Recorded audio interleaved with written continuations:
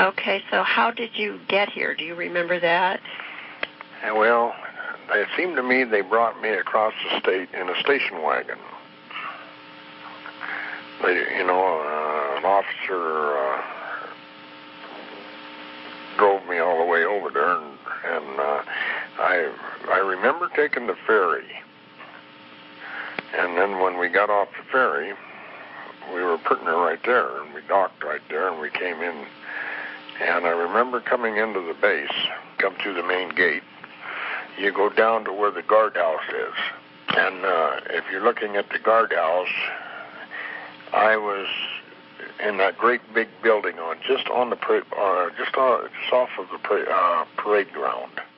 Before 58, the way I understand Washington juvenile treatment, before 58, every kid that got into trouble and was committed to an institution, to a juvenile institution, went to Green Hill, which was like a reformatory. Reform school. It was like a reformatory.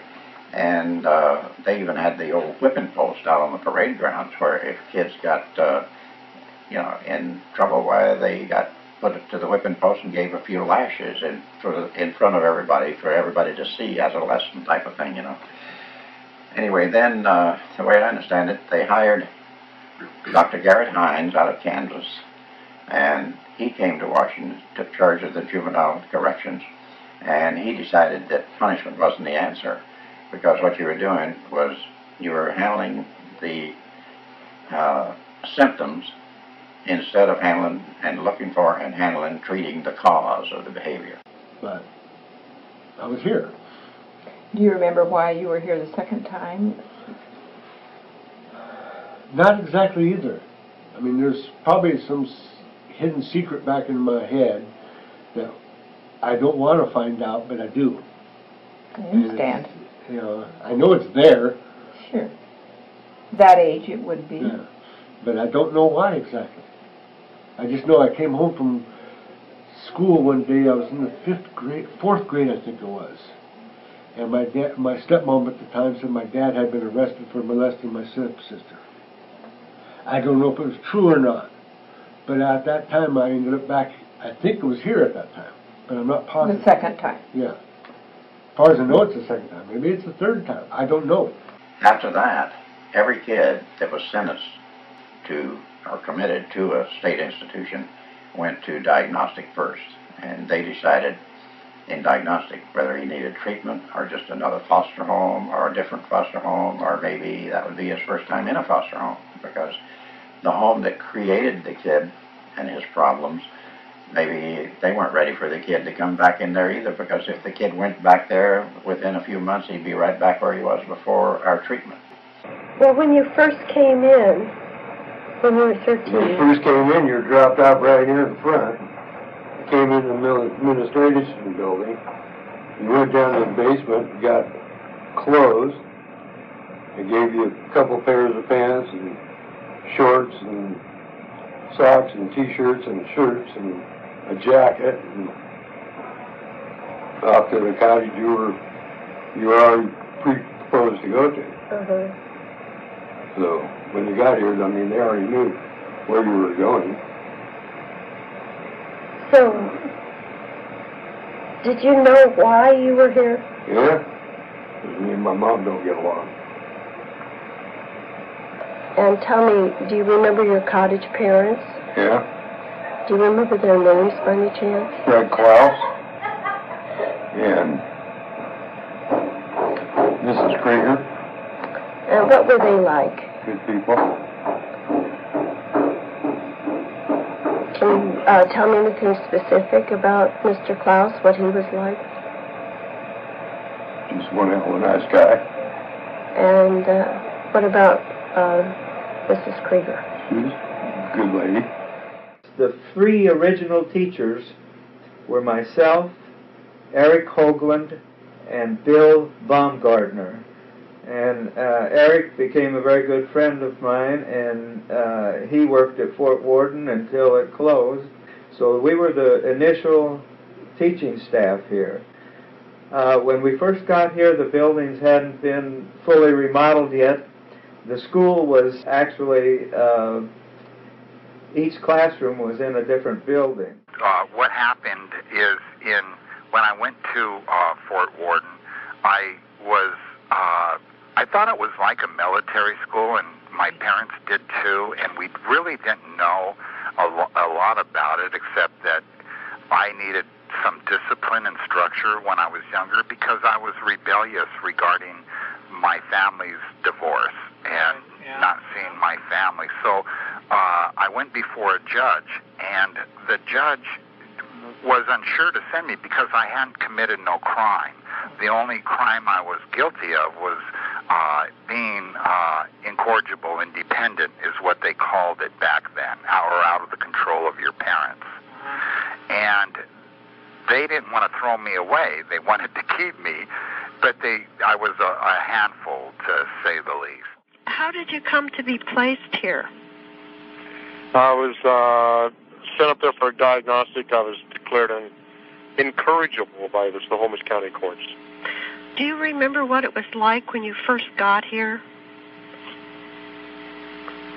Intimidating. Yeah. They put me in what they called Baker Cottage, which was the bad boy cottage. Ah. I think it's because of my age. Mm-hmm. And so you walk in, and I can't recall the number, 20 or 25, I don't know how many we had in there. Everybody's looking at you. You can walk in because I was the only one from that transportation group that went to Baker Cottage. So everybody was just kind of looking at you, and I went over in a corner and kind of stood in the corner and glared back at him and to see what was going to happen. And then finally we had a meeting, and it went on from there. Do you remember your counselors or your cottage parents? I remember just one gentleman there. I think his name was Mr. Whitney or Whitman or something like that. He was a one-armed gentleman. How did you manage to get through those first days? Just by glaring? Just by glaring and being belligerent. And the way the cottage was run is I can't remember the number, was 4 or 5 guys were considered the board they had. This is by the peers. This had nothing to do with the counselors there. Uh-huh. The kids just decided these were the tough ones of the cottage and the best, and so they ran the cottage. So and I was accepted into the board, and so they expanded the board by one and made me part of it. And some of the kids were pretty raunchy. I mean, we had kids from. We tried to keep them separated where the larger kids and the older kids weren't with the younger ones, but there was always the toughies involved with the weaklings, and you had to kind of watch out, because if your back was turned for a second, then the bullies, they were called the Duke of the Cottage, is what they called it at that era, and they would kind of punish the weaker kids. You know, it's kind of like the strong survive in the jungle, I guess. I'd stand where I could see the reflection of the room in a window, and they didn't know I could see them, but I could observe everything that was going on and nail the ones that were punishing the weaker ones, you know. And usually what that meant was the punishment was usually probably sit down in a chair somewhere for half an hour or an hour, settle down.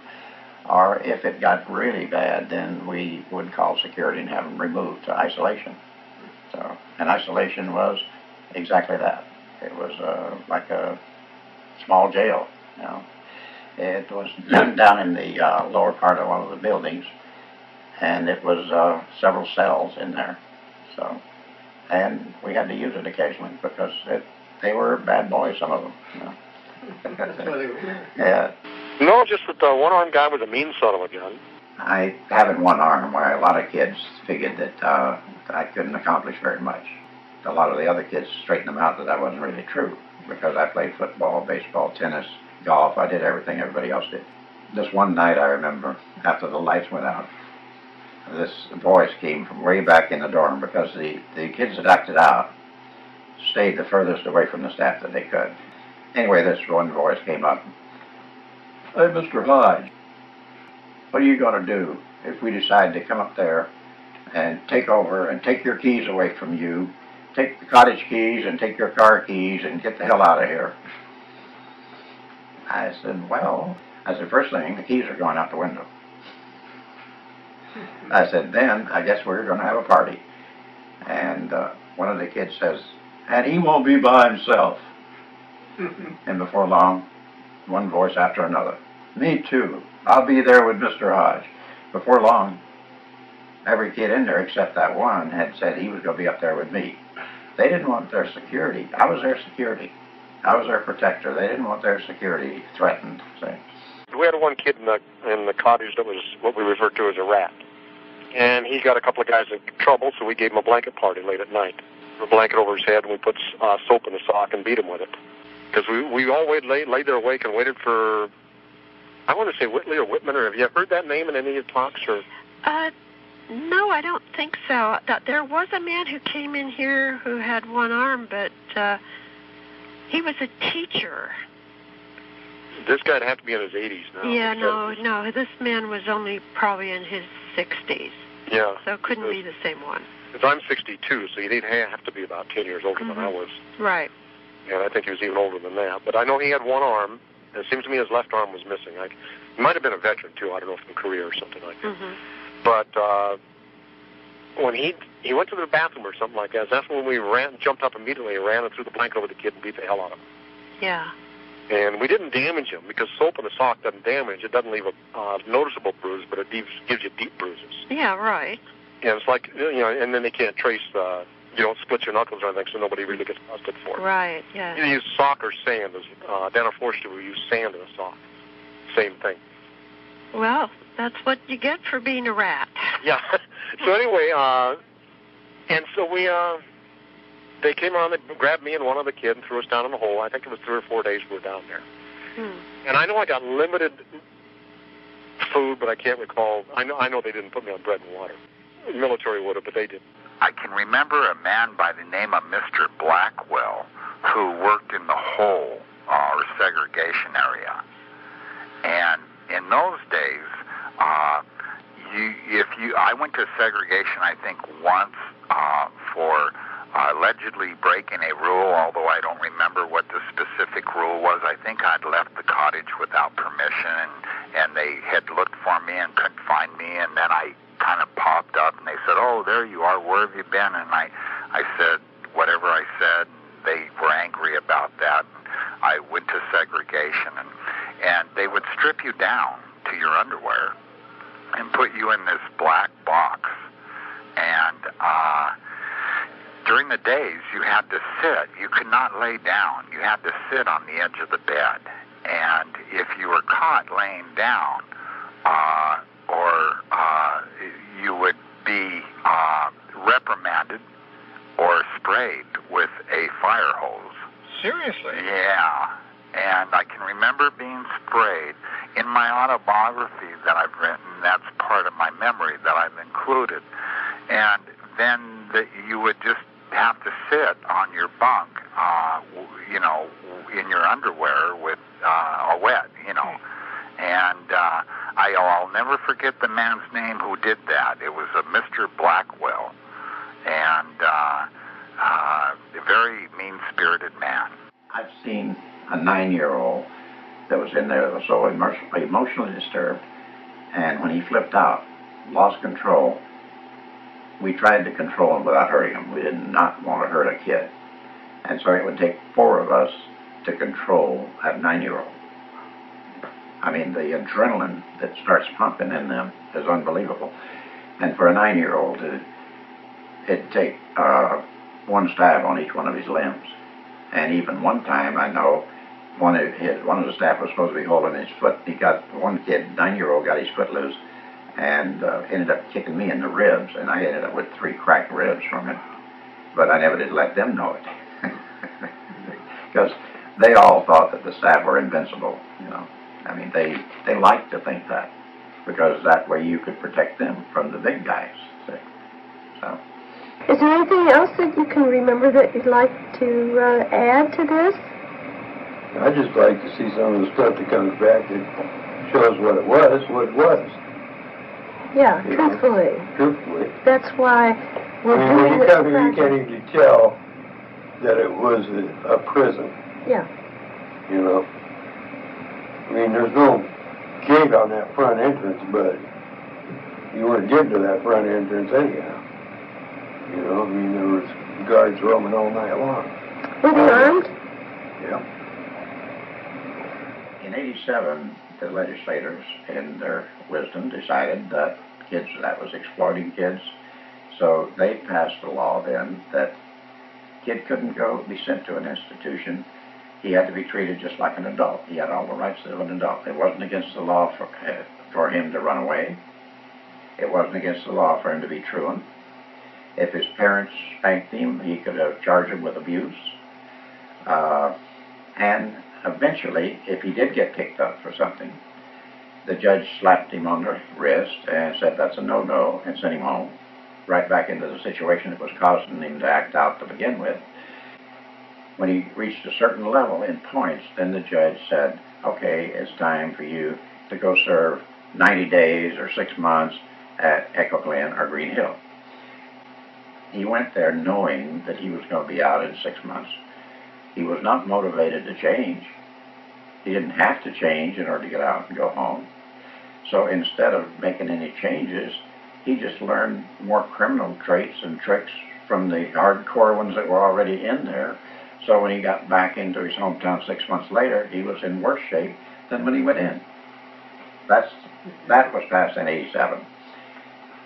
So, and it affected all group homes, it affected institutions, and most of all, it affected kids because they weren't motivated to change anymore. My parents would have known because it's been so many years since we course. lived there. And yeah. Well, tell me now, as a kid, did you have any association with the clients at the... You know, we were always told, yet. We were not to associate with them or talk with them. We'd have nothing to do with them at all. Not at all. And see, I was used to going to church on Sundays and having my father be the pastor.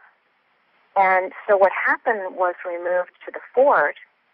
My father was still the pastor, but I could no longer attend his church. You know, we were totally not to do that. I always felt badly about that I missed my father in that capacity.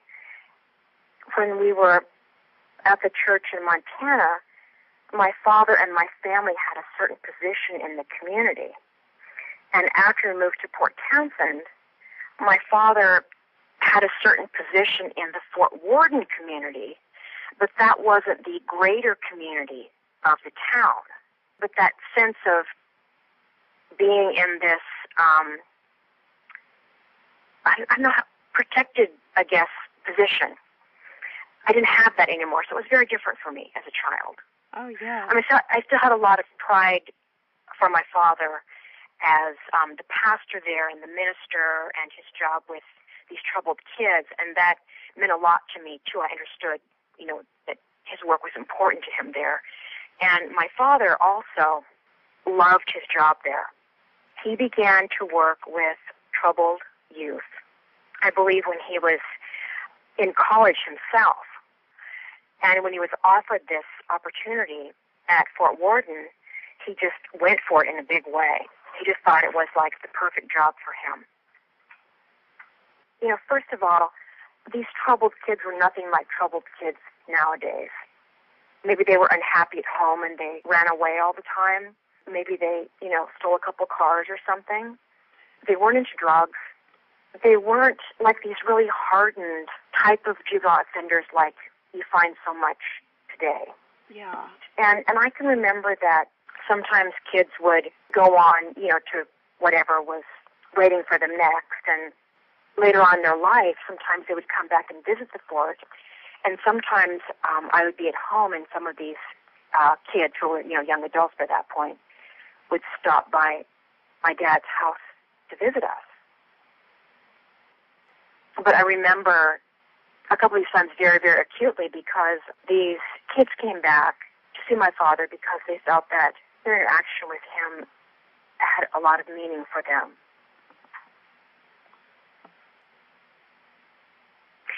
We didn't have a TV for a while. It seemed like everyone else had a TV but us for a long time.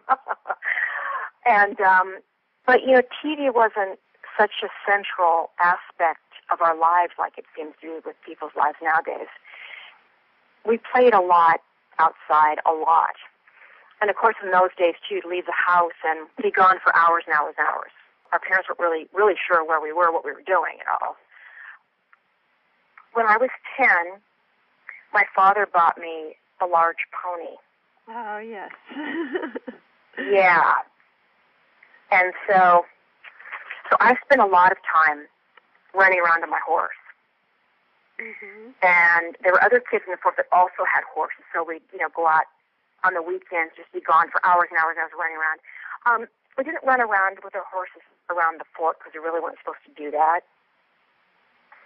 But, and my younger brothers, you couldn't get up where the other bunkers are up on the top of the hill at the fort. That was all fenced off. But my brothers would sneak up there and play and hide from the security guys that would come up, checking things out. And they did that all the time. And we'd go to the beach and play, go to the beach and make bonfires. We'd go looking for, beach glass and little pieces of driftwood and stuff like that, and just kind of hang out and, have fun and stuff like that. Went to each other's houses a lot on Officers Row there, a lot, and played together in different houses. Were there many kids? There were a lot of kids. There were so many kids. Oh, that must have been great fun. It was very, very fun. Because there was always someone to play with, always. I did a huge amount of babysitting, like in middle school and in high school. Huge amount. I was always babysitting younger kids on the block. It was a great experience for me to have. It was great. Summing up, you'd say that this was a pretty good place to grow up? Well, I would say that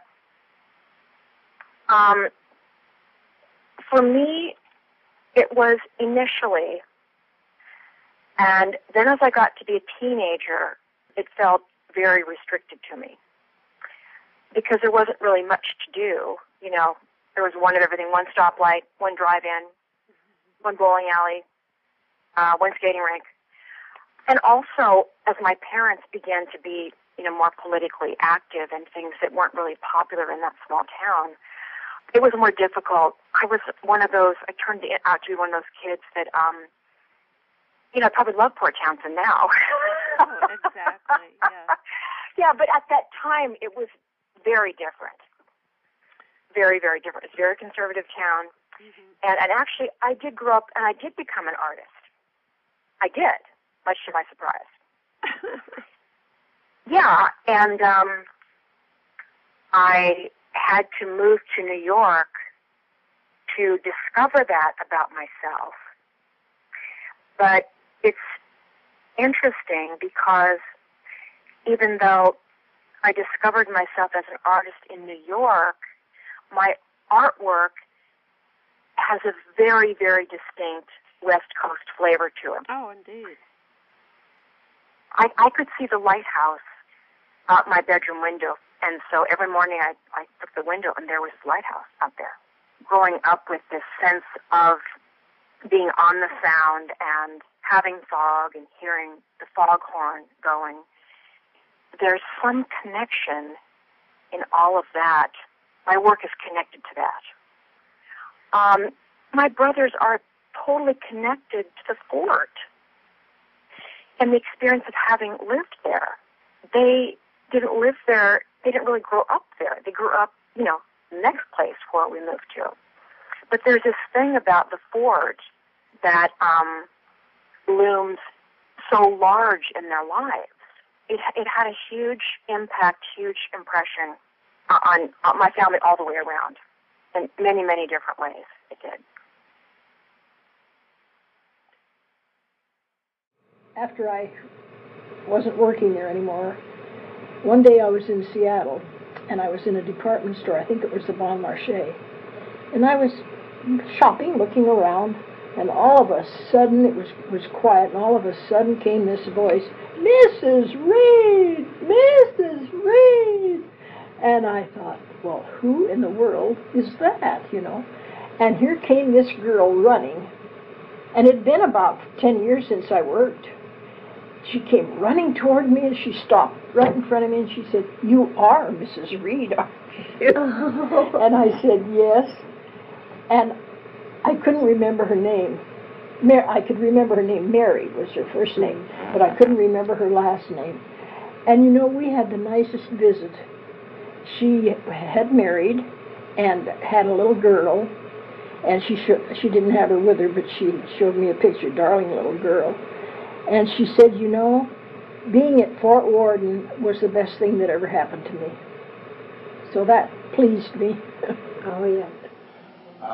There was a Dick Roberts, who's one of the staff members at the cottage, that I was in, the barracks I was in. I ran into him years later at SeaTac Mall. We kept in touch. So was he like a pseudo-father for you then? Oh, yes. He was there when my dad wasn't. I'd be waiting for my dad to come visit, and my dad wouldn't show up, and Dick Roberts would let me take my frustrations out on him. By talking, or? Well, some of it was anger, so I'd be pounding on him. The staff here had to be, I don't know how they did it. Like Miss Vineyard. I do not know her first name, but Miss Vineyard, I remember her. But I would put her through the ringer. She would tell me to do something, I says, "Yes, your hind ass." And I remember the fellow that was running the work crew, and I want to call him Mr. Anderson. Most of what we did was we were tearing down an old barracks that was on the west side of the base. And there was about 4 or 5 of them there, and we were tearing the roof off and tearing the buildings apart and salvaging the lumber, taking the nails out of it. Hard work. Yeah, it was all hard work, and I kind of felt like I was, but I liked it. I really enjoyed it. And I felt that at the time that was okay with me. Now, I think the man who was in charge of maintenance at that time was Bill Matheson. Does that ring a bell? Bill Matheson. He was here for many, many years. It does ring a bell. It does ring a bell because I know on 2 occasions or 3 occasions he took us fishing, a couple of us kids. Yes, then that's the man. He had a boat, and we'd go out in the straits out there and catch fish. Well, I've interviewed a lot of people who were on the staff or who were cottage parents. Yeah. And you ever interviewed Mr. Klaus? Yes. I haven't. I didn't do it personally, but around? Somebody else. I'm really not sure. I've just got the transcript Mrs. today. Krieger died. Yeah. Years ago. Oh, forget it. Long time ago. Well, we interviewed Mr. Klaus quite a while ago. I came up and saw Fred Klaus quite a few times. I had dinner at his house. Oh. A couple of times. And I've seen him when I've been up here. So. Well, I don't know. Would you say your time that you spent at Fort Worden was good for you, or was it not a good experience? I'm still trying to answer that one myself. Well, after I've been down in forestry camp for about 3 or 4 months, Mr. Rogers, Howard Rogers, who was my counselor, talked to me one time, and he knew me from Yakima when I lived in Yakima before I moved to Everett. And he knew me from being a street kid there and always in trouble. Never a felony, just always in trouble. And he asked me what was the worst thing about what happened to me. I told him the worst thing about what happened to me is my dream in my life was to become a Marine. And I knew I blew that. So he took what I said, and about 2 months later, he invited his cousin out from Olympia, who happened to be a Marine Corps recruiter. So he came down and showed me the interest and interviewed me and tested me, and I aced the test. I didn't miss one question. Well, then he got a little bit excited. Well, then the Marines decided they wanted me. Wow. And so I got paroled from Cedar Creek to the Marine Corps. And then I did 6.5 years. So the whole scenario, I mean, saved my life. From there, I went on to college and got my degree and went on to graduate school. I've had my own businesses. I've raised a family and everything like that. My brother was the same way. He went to Burbank, got out of Burbank. He ended up in the Marines also for 4 years. Decorated out of Vietnam. We both did our time in Vietnam. Decorated from Vietnam, came out. He's raised 4 kids. He's a college graduate from Cal Poly. And his kids are all very successful, all college graduates. Things are different now. Girls are acting out now in the same vein as the boys. But in those days, mostly the way that girls acted out was shoplifting and sexual activities. As a matter of fact, the reason I wouldn't go to work in the girls' unit until I considered myself really mature, and my kids were older teenagers, the reason I wouldn't go there is because the girls would try to seduce you into getting favoritism, you know. I had one sit on my lap one day and grind and try to arouse me, you know. And she was pretty disappointed when it didn't happen, you know. Then after they test you out and make sure that you're not going to be aroused by their sexual behavior or their seductiveness, once they find out that that doesn't work, and then all of a sudden you're Papa Hodge instead of Mr. Hodge. You know. And I remember walking down towards the administration building, and as I was walking down with 2 of the girls, one on either side of me, and both of them had their arms around me, because to them I was the father figure. It wasn't anything sexual or anything like that, you know. And a couple of people made remarks about it. And because that was right. The girls were still pretty new thing here, and a lot of people didn't quite understand that once they got past that, then there was none of it involved anymore. Well, I don't know. Would you say your time that you spent at Fort Worden was good for you, or was it not a good experience? I'm still trying to answer that one myself.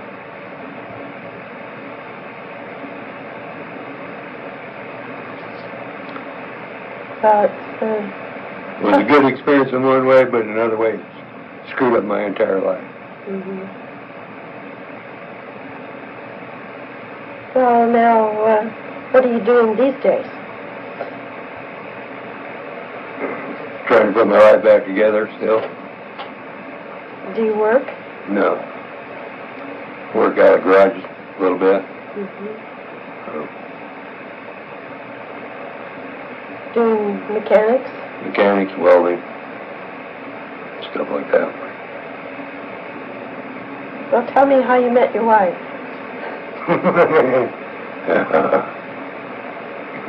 Why are you telling the story? Well, we've known each other for about 31 years. We were just out for a few drinks in Woodinville, and he was there with a bunch of his buddies, and I guess he asked me to dance, and that's kind of the beginning of the story. And I think we've been married for 20 years. It'll be 21 years or 22 years, in October. And we have a good life. You know, Steve hasn't been able to work because he's somewhat agoraphobic. But when our son was small, and he was able to be there at home for him while I worked, so you know, it was good. And he keeps busy.